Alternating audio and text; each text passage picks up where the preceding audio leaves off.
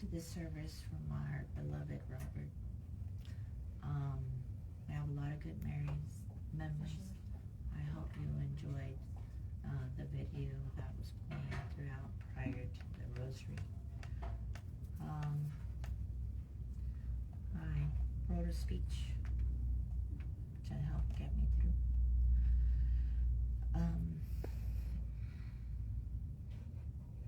We had 4 wonderful years together. I've never been more happier in my entire life. I once asked my father, because my mother passed at an early age, if he had known that she was going to pass and that he was going to be left with 6 kids to raise, would he do it all over again? He didn't hesitate. He said yes immediately. And at the time, I didn't know why that yes was. And so I asked him, I said, really, Dad? After all the stuff that's going on with us? And he goes, yes. So why? And he said, because those were the happiest years of my life. So now I understand.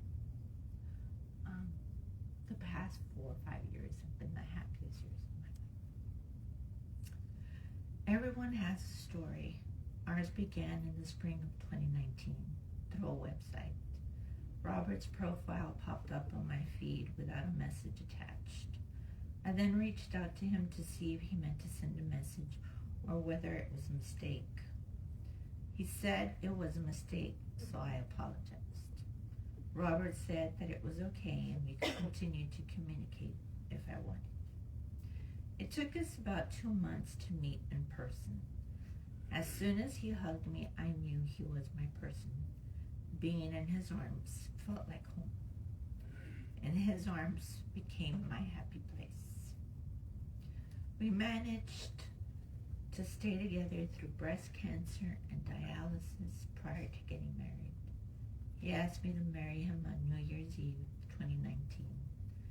In his own special way, he didn't get on one knee or anything.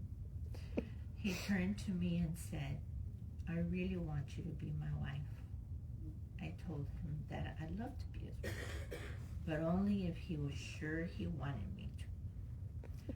The wedding was planned in warp speed. He suggested we get married in June, and I said, no, it's too hot. My mother's only living sister had been diagnosed with terminal cancer, and I wanted to make sure she would see me get married before her time came. It was 2020. COVID was spreading like wildfire, so we set the date for Monday, March 16th, 2020, right before the shutdown.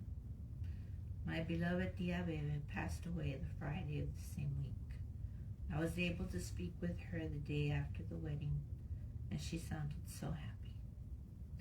Thanks to COVID, I was able to spend the remainder of that school year and the next working from home, which gave Robert and I more time together. I retired in June 2021. The battle with cancer on top of my lupus disease took too much of a toll on my body to continue working. Dialysis took its toll on Robert, and he became disabled that summer. We spent 5 grueling months house hunting. It was the worst and most stressful time of our lives. We finally ended up settling in Victoria, Robert's hometown. He really didn't want to return, but it was a place where the Lord provided us with our home. In our time together, we had only one true fight due to a misunderstanding on my part. It was during house hunting hell. Like most couples, we bickered all the time, but we laughed every day of our lives together. Robert loved his father, Dioniso Rizzo, and his son, Robert Austin, and me with all his heart. He would move mountains if he needed to. The last years have been hard for both of us. I could see that he wasn't getting any better, and he slept a lot. He sensed his time was coming, but I refused to hear it.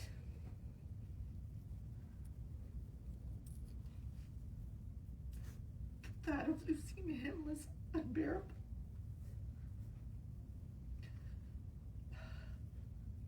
Sorry.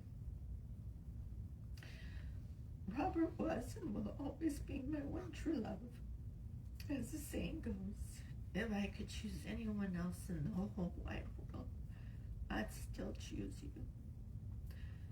Save a place for me, my love, for when we're reunited again in heaven's holy glory.